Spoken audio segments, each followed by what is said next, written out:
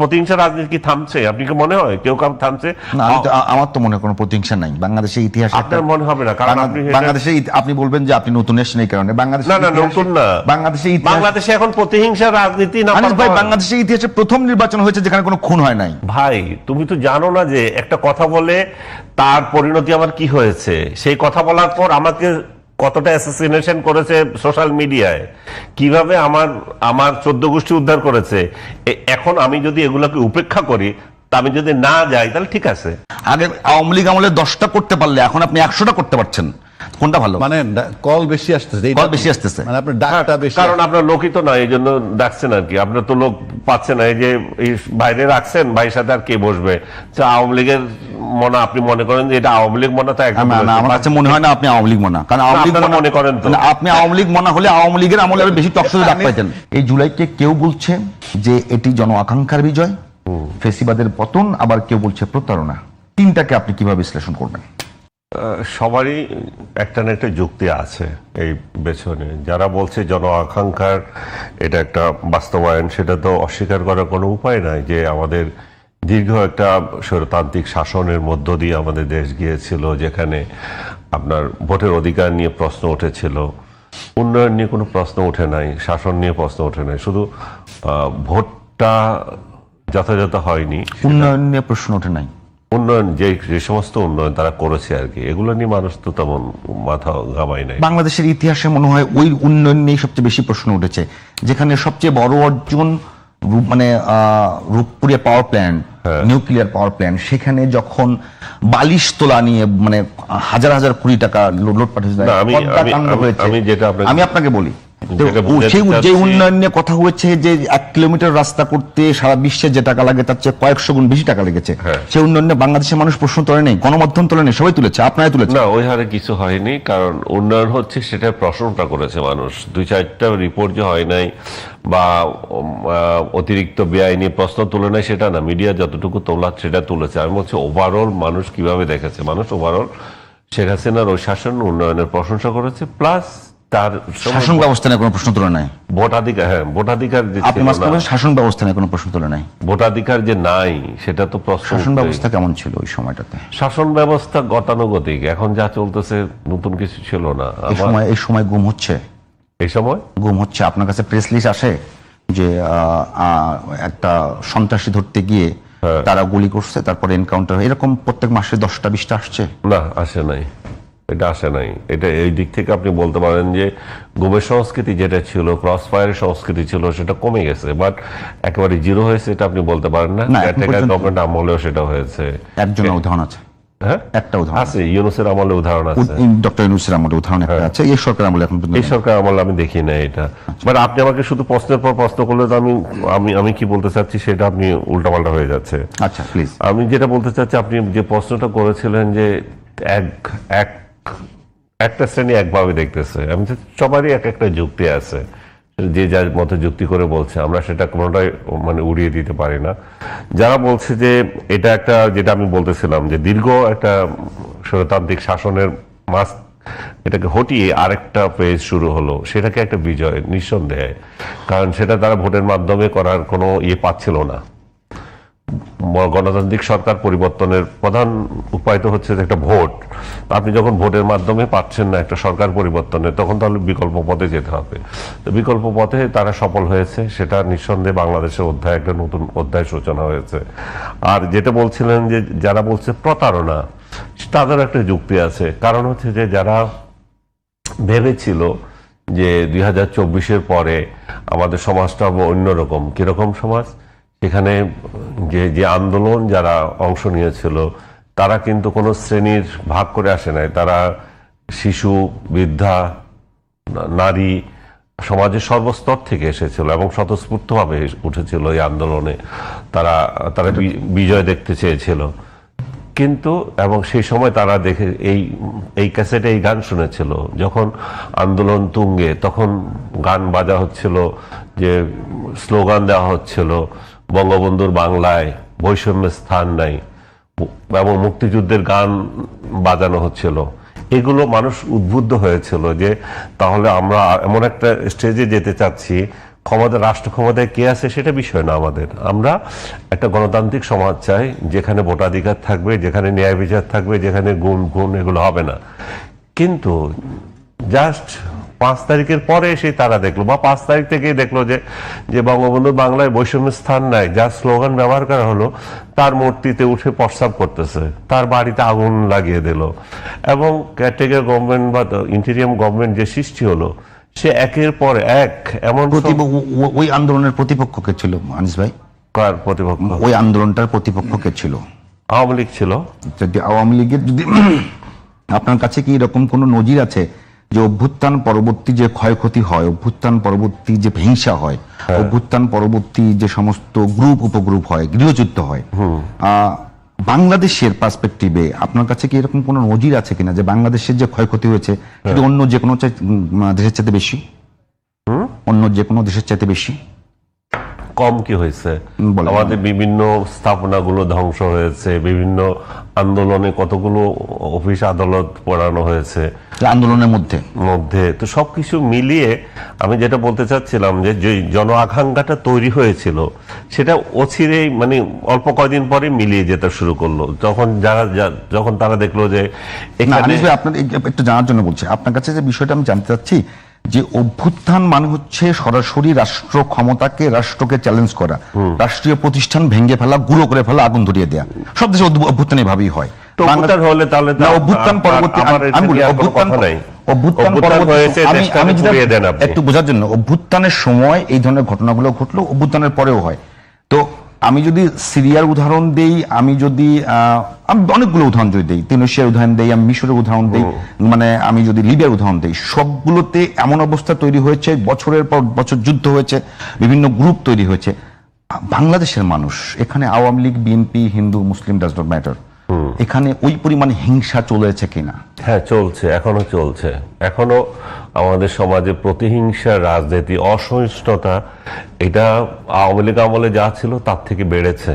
এখন প্রতিহিংসা, রাজনীতি এমন বেড়েছে যে বাক স্বাধীনতা নাই এখানে। আপনি বলছেন বাক স্বাধীনতা ছিল না, কথা বলতে পারেন নাই, কিন্তু আজকে আপনি নিজেও বলতে পারেন নাই। আমি নিজেও বলতে পারি না। আমি আওয়ামী লীগ আমলে বলতে পারি না, এই আমলে বলতে পারছি না, আর ইউনূসের আমলে তো বলতে পারি নাই, সেটা জেলে। না আনিস ভাই, আমি আপনার সাথে এটার সঙ্গে আমি একমত হচ্ছি না, কারণ দুই ভাই সাংবাদিকই তো। আপনাকে ইউনূস আমলে, আমিও আপনাকে দেখেছি, আমি প্রেস ক্লাবে বসে থেকেছি, আপনি বসে থেকেছেন।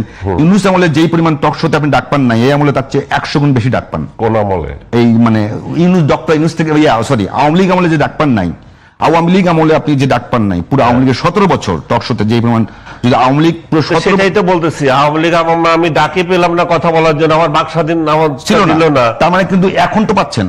এখন পাচ্ছি। এটাও কে বললো আপনারে? আপনি জানেন কত টেলিভিশন আমাকে বয়কট করেছে? আমি আপনাকে সমীক্ষা যদি বলি, আপনি 1 বছর পরে ডেকেছেন, আপনি কেন ডাকেন নাই?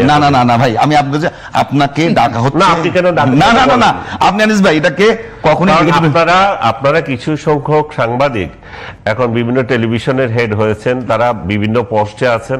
আপনার একটা দল চলে গেছে, আপনাকে আগে কেন ডাকে নাই? এই যে আপনাদের মতো আরেক দল ছিল, আপনাদের মতো আরেক দল ছিল, তারা খাবে, তারা খেয়েছে। এখন আগে যদি আপনি 10টা করে থাকেন, আগে যদি 10টা করে থাকেন, এখন 100টা করছেন। হ্যাঁ, 100টা করছেন। আগে যদি 10টা করে 100টা করছি, হ্যাঁ, তখন আমি সময় দিতে পেরেছি। আগে আওয়ামী লীগ আমলে 10টা করতে পারলে এখন আপনি 100টা করতে পারছেন। কোনটা ভালো? মানে কল বেশি আসতেছে, মানে আপনার ডাকটা বেশি, কারণ আপনার লোকই তো না, এই জন্য ডাকছেন আর কি। আপনার তো লোক পাচ্ছেন না, এই যে এই বাইরে রাখছেন, ভাইয়ের সাথে আর কে বসবে? আওয়ামী লীগের মনে, আপনি মনে করেন যে এটা আওয়ামী লীগ মনে? তো একদম আমার কাছে মনে হয় না আপনি আওয়ামী লীগ মনে, কারণ আওয়ামী লীগ মনে করেন তো। আপনি আওয়ামী লীগ মনে হলে আওয়ামী লীগের আমলে আরো বেশি টকশোতে ডাক পাইতেন। আমি ছিল দুষ্টের শিরোমণি।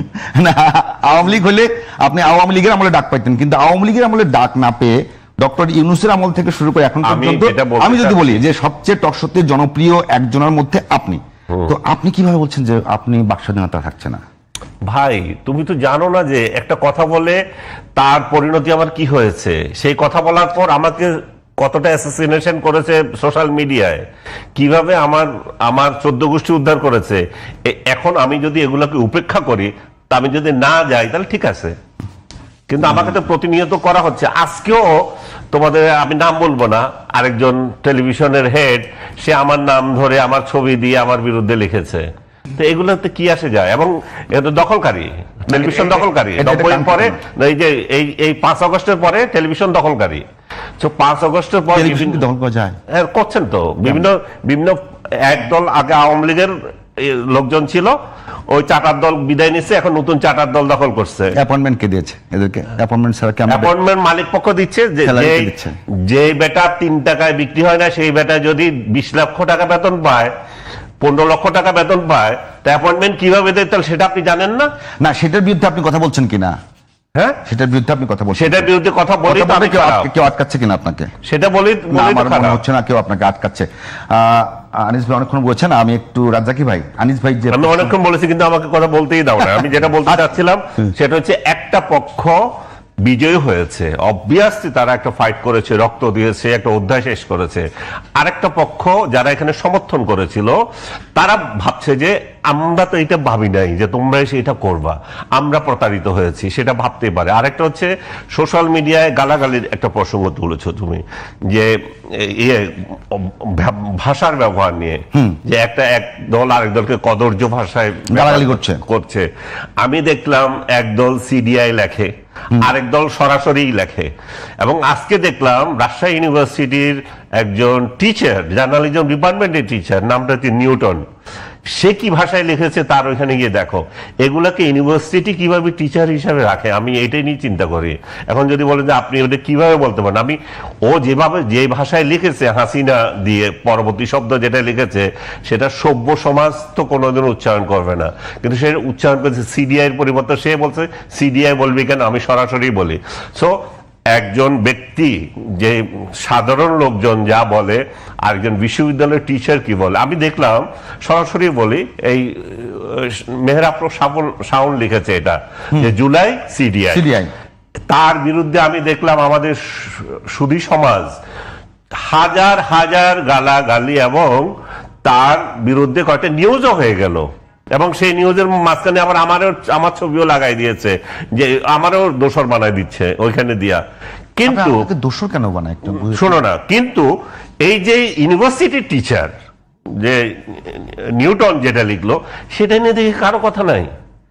তো তার মানে কি? তার মানে হচ্ছে আমাদের সোসাইটিতে তুমি যেটা দেখছো, তুমি তোমার দৃষ্টিতে দেখছো, তুমি তোমার মতো বিচার করছো, নিরপেক্ষ দৃষ্টি নেই। এখন আবার নিরপেক্ষ দৃষ্টিতে কেউ কথা বলতে গেলে এদিক সেদিক এক বিন্দু হলে তখন যে যার মতো করে তাকে ট্যাগ দিচ্ছে, রাজনৈতিক ট্যাগ দেওয়া শুরু করছে। আমি তোমাকে দিচ্ছি, তুমি আমাকে দিচ্ছ। আচ্ছা, জনাব আবু হেনা রাজ্জাকি, একেবারেই সবার যে আকাঙ্ক্ষা ছিল জুলাইয়ের পরে বাংলাদেশ কেমন হবে, এখন প্রশ্ন হলো সেই সমালোচনা এখন পর্যন্ত বহাল আছে যে জুলাইয়ের আকাঙ্ক্ষা এখন পর্যন্ত বাস্তব হয় নাই। সাথে আরো যুক্ত হয়েছে যে অন্তর্বর্তীকালীন সরকারের সময় এমন কিছু দুর্নীতি হয়েছে যেগুলোকে একটা ক্যাম্পেইন চলছে সব জায়গায়, যেগুলো আগের দুর্নীতিকে মুছে দেয়। আমি এই প্রসঙ্গে আসি, তার আগে আনিস বেশ কিছু কথা বলছে, এবং তার ভিতরে কষ্ট, বা আমি তার প্রশংসা করি এই কারণে, তার যে শত্রু, যার মাথা বড় তার শত্রু বড়, তার গ্রহণযোগ্যতা বাজারে বেশি, শত্রু হবেই। এটা জুলাই অভ্যুত্থানের কারণে, হ্যাঁ, জুলাই অভ্যুত্থানের যে কারণেই বেশি হয়েছে। আবার যেমন অনেক চ্যানেল ডাকে না বলতেছে, সেটা হয়তো পলিসিগত কারণে ডাকে না। আমারও অনেক চ্যানেল ডাকে না, হয়তো তাদের পলিসির সাথে আমার কথা যায় না, সেজন্য ডাকে না।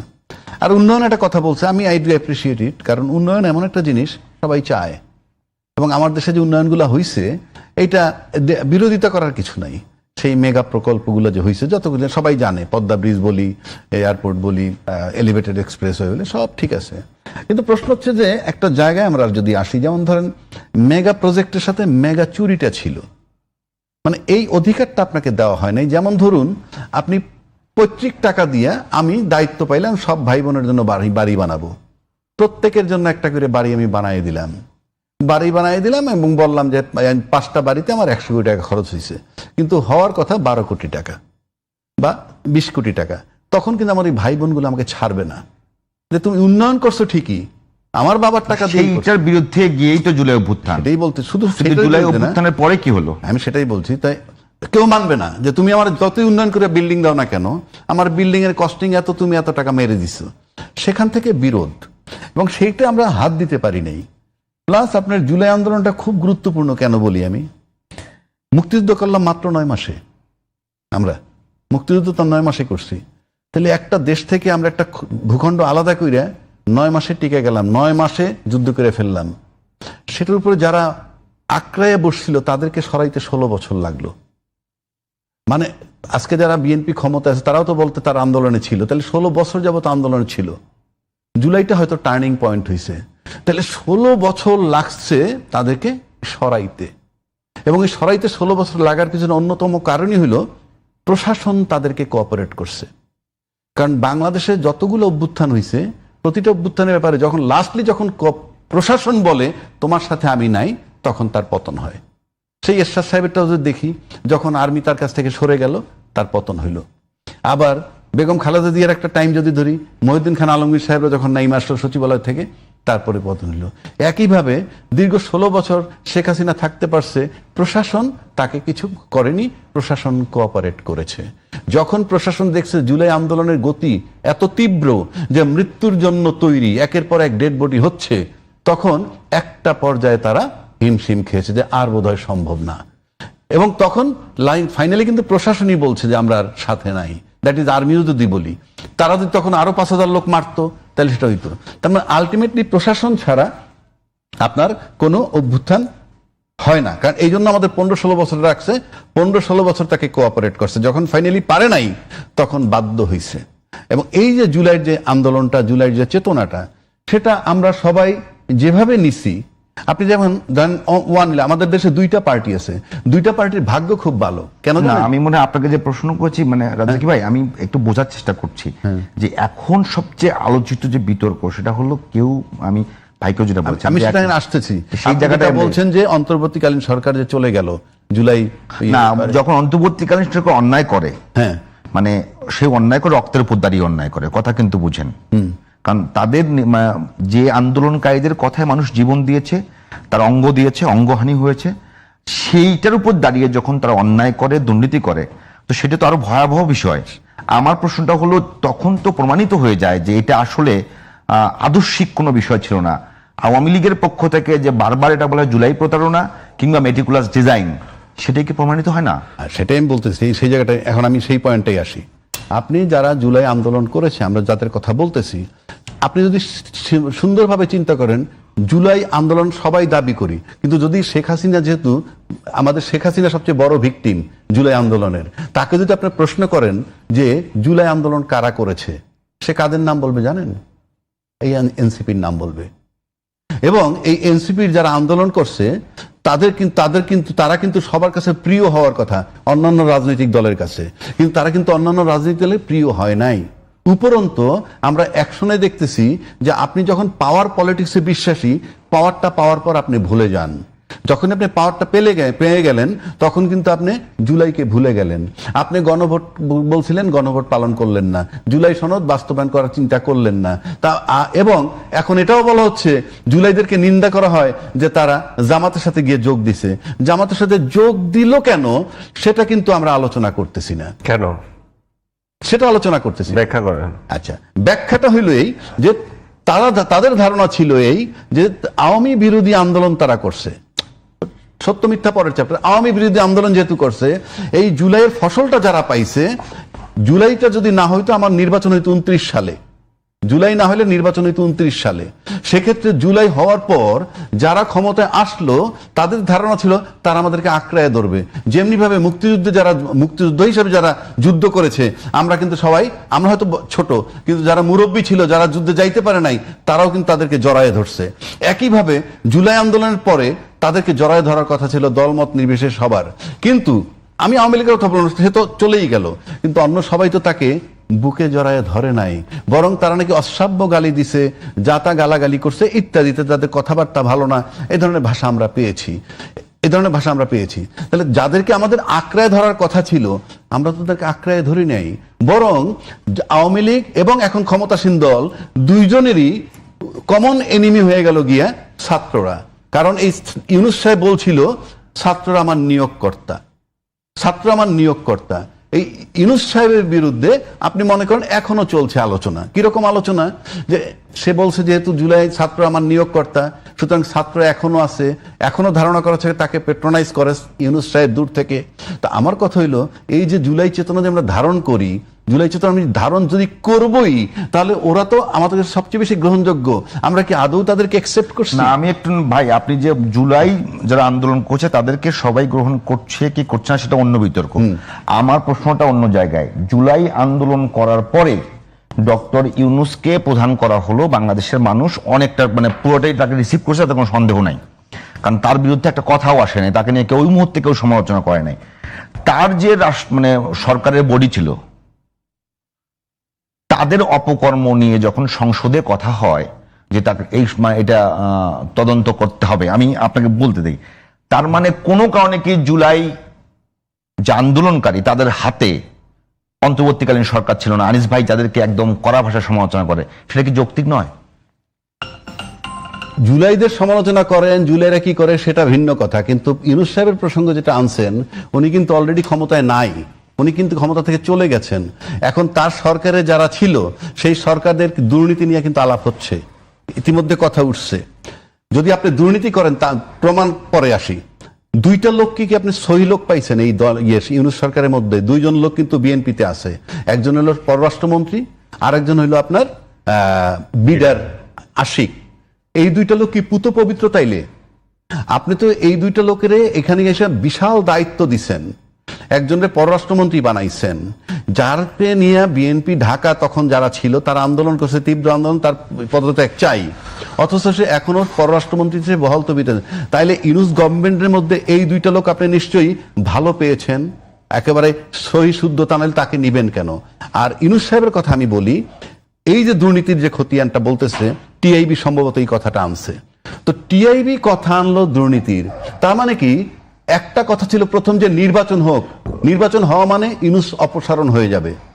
কিন্তু এখন দেখা যাচ্ছে যে ইউনূস চলে যাওয়ার পরেও ইউনূস সাহেবের যে প্রভাব মনে হয় এখনো আছে, এবং ইউনূস সাহেবের প্রভাবটা আমার কাছে মনে হয় এখন খুব বেশি কার্যকর, এবং সেই কার্যকর বিধায় আপনি দেখবেন অ্যাডভোকেট রাজ্জাক আপনার কাছে পরে আসি, শেষ করে দিচ্ছি। এক জায়গায় বলছে যে ওদের বিরুদ্ধে তদন্ত করার জন্য প্রধানমন্ত্রীকে একটা নির্দেশ দিতে বলছে। আচ্ছা, আপনি যদি অপরাধ করেন, ক্রাইম করেন, সেটার জন্য কি আমার নির্দেশ দিতে হবে কেন?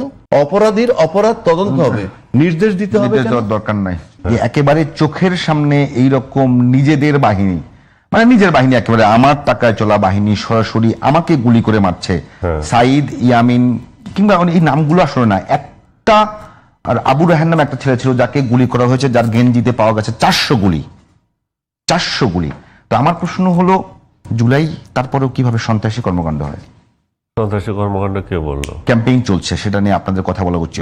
জুলাই এই যে ছবিগুলো দেখালেন, এগুলো তো নৃশংসতা। আমরা তো এই নৃশংসতার কোনোভাবেই সমর্থন করিনি বলেই তো আওয়ামী লীগের লোকজন বলে আপনি লালবদর ছিলেন, আর দুঃখজনক হচ্ছে লালবদররা বলে যে আপনি আবার কালাবদর ছিলেন। দিস ইজ দ্য মানে রিয়েলিটি। মানে আপনি যখন সত্য কথা বলবেন তখন এটা কারোর সহ্য হবে না। এই লালবদরগুলো এখন বলতেছে যে আমি জুলাই আন্দোলনের সময় একদিন বলেছিলাম যে যখন ওই যে সড়ক ভবন পোড়াচ্ছিল, পোড়াইলো, সব কয়টা রেল, মানে আমি বললাম যে এটা আওয়ামী লীগের বিরুদ্ধে যে তারা যে করছে, বিএনপি এবং জামাত একটা শেখ হাসিনার বিকল্প নেতৃত্ব তৈরি করতে পারে নাই, তারা সন্ত্রাসের মধ্য দিয়ে তাকে ফেলতে চাচ্ছে। এই আনিস আলমগীর এটাকে সন্ত্রাস বলেছে। কিন্তু তার আগে যে এতদিন দিলাম, তারপরে যে এতদিন দিলাম, এগুলার কোনো হিসাব নাই, এগুলোর কোনো চিহ্নই নাই। ইভেন যে ছেলেটা এই যে আবু সাইদকে দেখালো, আবু সাইদের মৃত্যুর দিন আমি প্রথম ব্যক্তি বোধহয় আমি ঢাকা শহরে সাংবাদিকদের মধ্যে এটা তীব্র প্রতিবাদ করলাম, এবং আমার ফুটেজ নিয়ে, আমার বক্তব্য নিয়ে বিভিন্ন সোশ্যাল মিডিয়াতে, তারপর অনলাইন নিউজ করলো যে আনিস আলমগীর এটার করেছে। এগুলা তো কোনো হত্যা তো আপনি কোনোদিন সমর্থন করতে পারেন না। যে নিপীড়ন শেখ হাসিনার সরকার এই আন্দোলনটাকে দমন করতে ব্যবহার করেছে, সেটা তো বাংলাদেশের কেউ সমর্থন করে না, ইভেন তার দলেরও লোকজন করে নাই। আপনারা মনে করেন যে আওয়ামী লীগ মানে হচ্ছে সব শেখ হাসিনার পক্ষ নিয়েছিল? না, শেখ হাসিনার পক্ষ বিরোধিতা করেছিল তখন, তারা অনেকেই করেছে, এবং এই জন্যই বলছে যে তারা প্রতারিত বোধ করছে। তারা যখন দেখে যে বঙ্গবন্ধুর বাংলায় স্থান নাই স্লোগান দিচ্ছেন, তার মানে কি আপনি বঙ্গবন্ধুকে অসম্মান করার লোক না।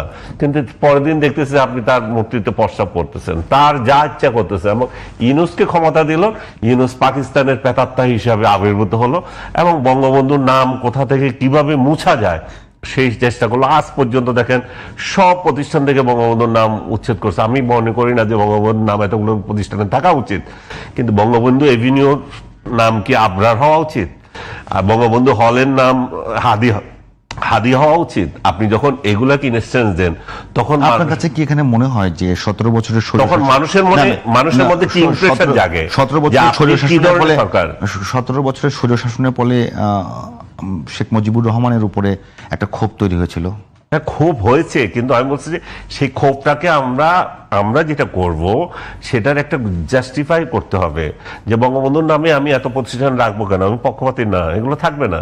কিন্তু বঙ্গবন্ধু এভিনিউ আমি চেঞ্জ করবো না। বঙ্গবন্ধুর নামে একটা হল আছে, সেটা নিয়ে আমার মাথা ব্যথা হবে কেন? না, বঙ্গবন্ধুর নামে একটা মেডিকেল আছে, সেটাতে আপনার মাথা ব্যথা হবে কেন? আপনি সব কিছু থেকে যখন মুছে দিতে চান, তখনই আপনি এই ইট আবার তৈরি করে রাখছেন যে আবার যদি এরা ক্ষমতায় আসে তখন এর থেকে ডবল করবে, এর থেকে ডবল প্রতিষ্ঠানের নাম করবে, এবং যাদের নামে আপনি ইয়ে করছেন তাদের মুছে দেবে। আপনি প্রতিহিংসার রাজনীতিতে চলে গেছেন। আনিস ভাই, আমি একটু বিরতি না, আমি বক্তব্য রাখতে পারছি না, আপনার বারবার আমি বলছি যে এই যে জিনিসটা আমরা করছি, আমার যে আকাঙ্ক্ষা নিয়ে এই সরকারটা প্রতিস্থাপিত হয়েছিল, ইউনূস সেটাকে ধ্বংস করে দিয়েছে এবং একটা প্রতিহিংসার রাজনীতি বাংলাদেশকে উপহার দিয়েছে।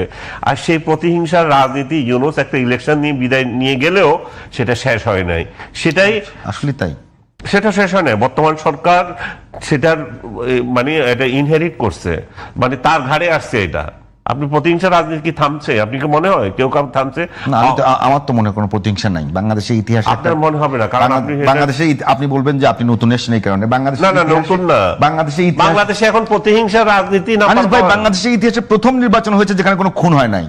আরে আমি বারবার একই কথা, মানে নির্বাচন পরবর্তী যে ঘটনাগুলো ঘটছে, সমাজ কি আমরা যে ভেবেছিলাম ইউনূস চলে যাওয়ার পর আমাদের সোসাইটিটা এত ভালো চলবে যে আমরা এমন একটা সোসাইটি পাবো যেখানে আমরা সবাই মিলেমিশে এগিয়ে যাচ্ছি। আপনার কাছে মনে হয় সবাইকে নিয়ে আমি আপনাকে প্রশ্ন করে যে বিরতি পরে শুনবো। আমি বলি, আসবে আপনি কিন্তু বলেছেন যে আওয়ামী লীগের সবাই আওয়ামী লীগের ওই অপকর্মকে সমর্থন করে নাই, মানে এখনো করে। আমি বলতেছি সেটার প্রমাণ ঠিক আছে, যদি আওয়ামী লীগ তার দলের মধ্যে অজনপ্রিয় না হইতো, আওয়ামী লীগের পতন হইতো না। কারণ সব আওয়ামী লীগ যদি নেমে আসলে এই পতন হবার কথা ছিল, তার মানে সব আওয়ামী লীগ নেমে আসে নাই। এটা যেমন সত্য, আওয়ামী লীগের লোকজন তো ভোট দিয়েছে, এবার ভোটের মধ্য দিয়ে তারা কিন্তু একটা রিকনসিলিয়েশন প্রক্রিয়ার মধ্যে ঢুকে গেছে। কিন্তু এখন যে আওয়ামী লীগরা সামাজিক যোগাযোগ মাধ্যমে এবং দেশে বিদেশে আছেন, তারা যেভাবে কথা বলছেন, তারা কি আসলে বাংলাদেশে যে আওয়ামী লীগরা রিকনসিলিয়েশন প্রক্রিয়ার মধ্যে ঢুকে গেছে তাদের প্রতিনিধিত্ব করে কিনা? এক নম্বর বিষয় হলো যে আওয়ামী লীগের পতন হলো, এটার মূল কারণটা হলো যে দল আওয়ামী লীগের মধ্যে সরকার আওয়ামী লীগের জনপ্রিয়তা একেবারে শেষ হয়ে গিয়েছিল, দল আওয়ামী লীগ মাঠে ছিল না। এক। দুই নম্বর বিষয় যেটা হলো, এরপরে এখন যারা কথা বলছে, মানে আমি বললাম যে আওয়ামী লীগের সাধারণ ভোটাররা কিন্তু কাউকে না কাউকে ভোট দিয়েছে, নৌকা পেলে হয়তো নৌকাতে ভোট দেবে তারা। এই যে ভালো আওয়ামী লীগ আর যারা অলরেডি রিকনসিলিয়েশন প্রক্রিয়ার ভিতরে ঢুকে গেছে, তারা তাদের ব্যবসা বাণিজ্য করছে, তারা চাকরি করছে, এই আছে। কিন্তু যারা এই অন্যায়ের সঙ্গে সম্পৃক্ত, তারাই আবার আওয়ামী লীগের প্রতিনিধিত্ব করছে। এটাকে কিভাবে দেখেন? এটা নির্ভর করছে শেখ হাসিনার উপর। শেখ হাসিনা নিজেও দোষিত ভাই, বারবার বলা হচ্ছে। শেখ হাসিনা নিজেও সরাসরি খুনের ঘোষণা, খুনের অনুমতি, নির্দেশদাতা। হ্যাঁ, তাহলে শেখ হাসিনাকে মানলে তো আওয়ামী লীগের ওই আগের অবস্থায় হয়।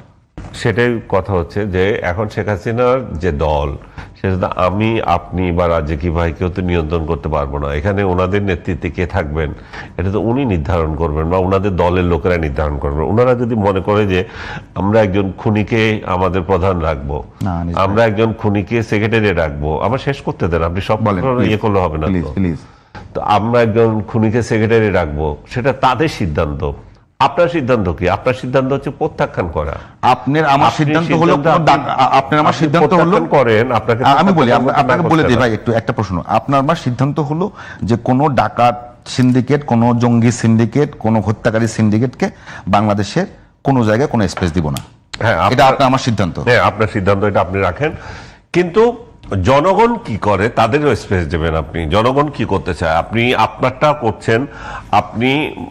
আপনি যদি সাংবাদিক হিসাবে যদি ধরেন, আপনি তার মন্তব্য আমি প্রচার করতে দেব না, সেটা আপনার ডিসিশন, আপনি করতেছেন।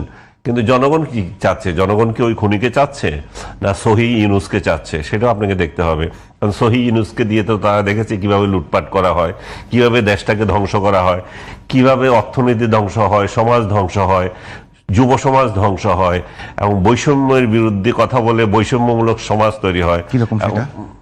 এগুলো ব্যাখ্যা করার দরকার আছে না, একটু ব্যাখ্যা করবো। আপনি ডক্টর বৈষম্যের সমাজ আমি করতেছেন, আমার কাছে মনে হয় ডক্টর ইউনূসের মানে নেগেটিভ ক্যাম্পেইন যদি আপনার এলাকার লোক হিসাবে সবচেয়ে বেশি করেন আনিস আলমগীর, তো সেটা একটু ব্যাখ্যাটা শুনতে যাচ্ছে আর কি। তাহলে বুঝতে হবে যে ডক্টর ইউনূসের প্রতি আমি কতটা হতাশ। বীতশ্রদ্ধ না, হতাশ। আমি 6 মাস তো তার প্রশংসা করেছি। আমি দেখলাম যে এই তো একটা মাকাল পল, এই তো এসছে নিজের সুবিধার জন্য, সে রাষ্ট্রের চিন্তা করে নাই। রাষ্ট্রের চিন্তা করলে সে একজন সর্বজন প্রশংসিত একটা ব্যক্তি, সর্বজন তাকে প্রশংসা করে।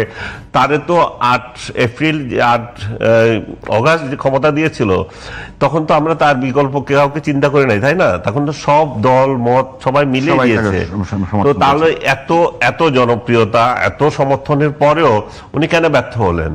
কারণ উনি ব্যর্থ হয়েছেন কারণ কিভাবে একটা দেশকে এগিয়ে নিতে হয়, একটা রাষ্ট্রসুলভ রাষ্ট্রনায়ক সুলভ যে আচরণ, এগুলো উনি করেন না। উনি ব্যক্তি হিংসায় চলে গেছেন। উনি শেখ হাসিনা তার সাথে কি করেছেন সেই প্রতিহিংসাতে চলে গেছেন। উনি শেখ হাসিনা আমার সাথে এই করেছেন সেই করেছেন, আমিও তাকে এই করব, তার দলকে ধ্বংস করবো, এই করবো।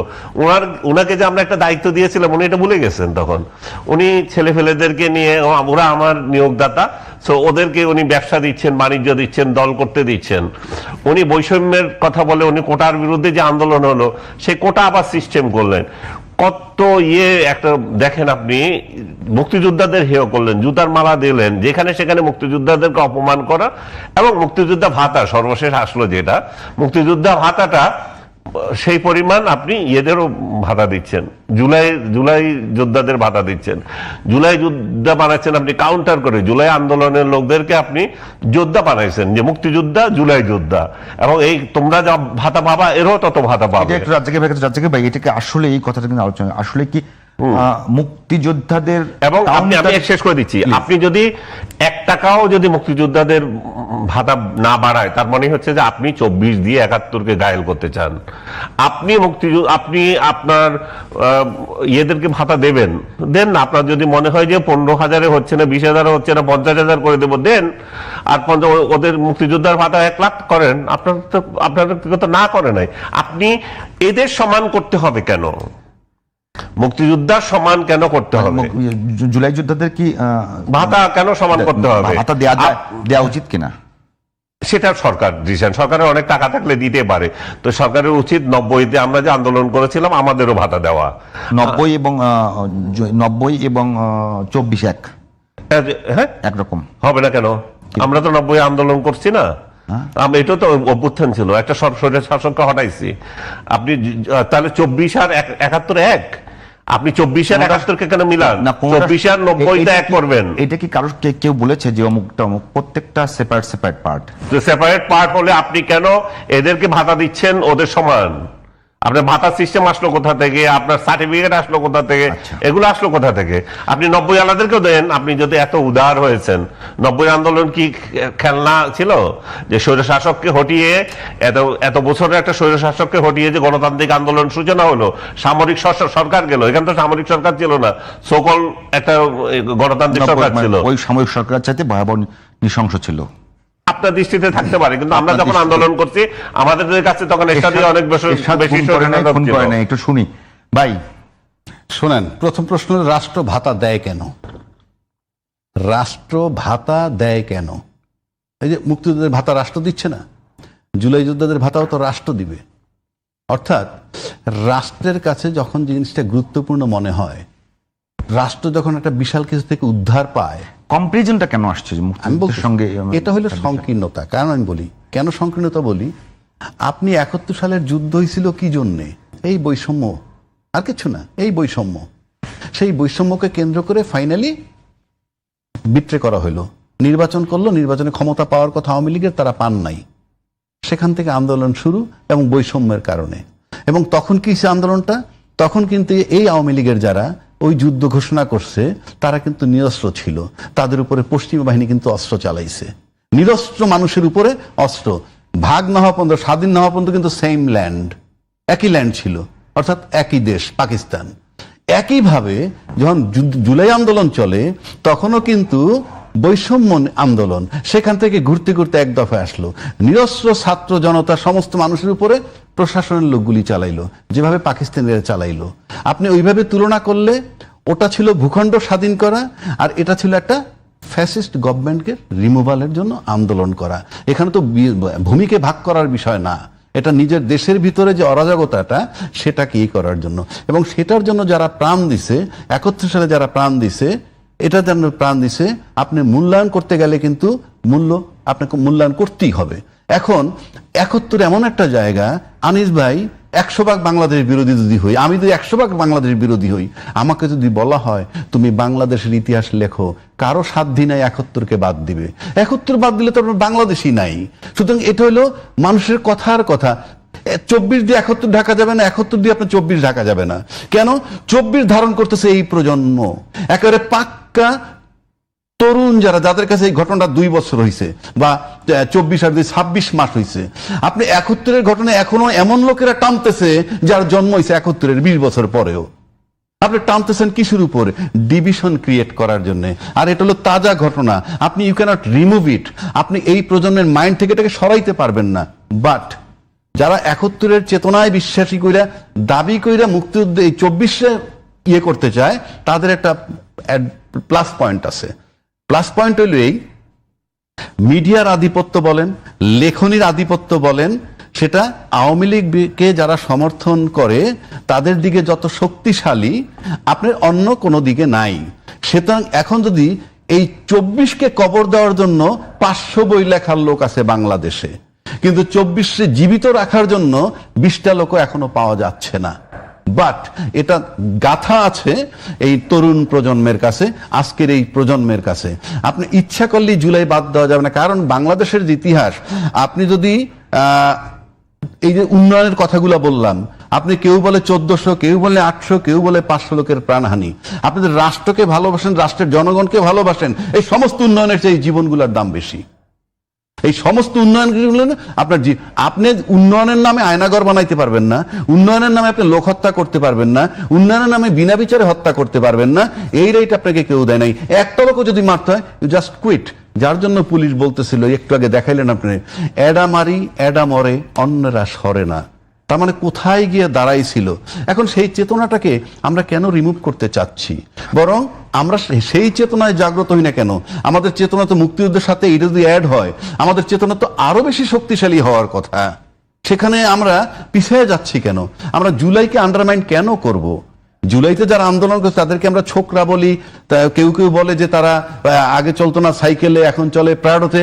Yes, I do admit. কিন্তু শুধু তাদের পার্টটা দেখেন কেন? অন্য ব্যক্তিদের রাজনৈতিক ইতিহাস কি, তারা তাদের যে জীবনযাত্রা, আমরা শুধু ক্যাটাগরিক্যালি এদেরকেই ধরতেছি কেন? এবং 6টা সিট তাদের পাওয়ার কথা না, জুলাই চেতনায় একটা সিটও পাওয়ার কথা না, 6টা সিট তারা পাইছে।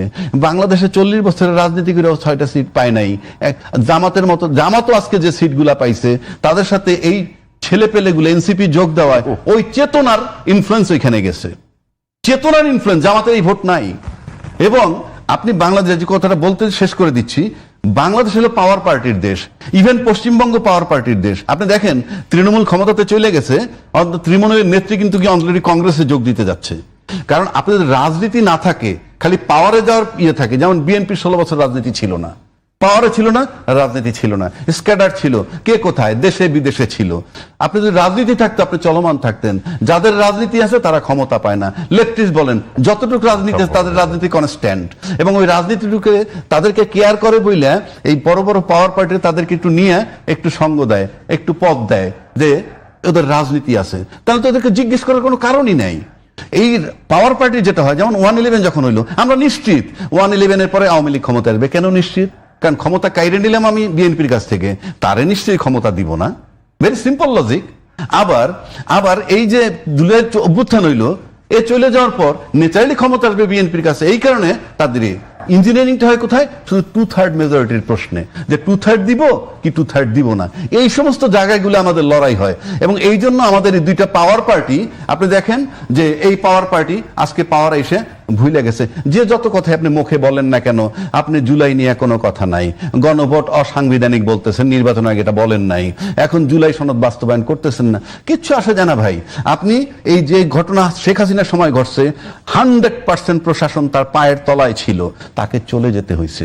এবং শেখ হাসিনার যে 50 ভাগের 1 ভাগ ক্ষমতাও এই প্রশাসন নিয়ে বর্তমান সরকার চালাইতে পারবে না। সুতরাং চিন্তা করতে হবে। আরেকটা বিষয় আপনাকে বলি, বাংলাদেশের মিডিয়া, প্রশাসন এবং এই বিজনেস কমিউনিটি, এই 3টা জিনিস হলো ফ্যাক্টর বাংলাদেশের লোক কাকে। যেই মিডিয়া আজকে এই সরকারকে প্রেফার করতেছে, 16 বছর আগের প্রথম আলো খুলে দেখেন, অন্যান্য পত্রিকা খুলে দেখেন কি লিখছিল, 2004-এ কি লিখছিল।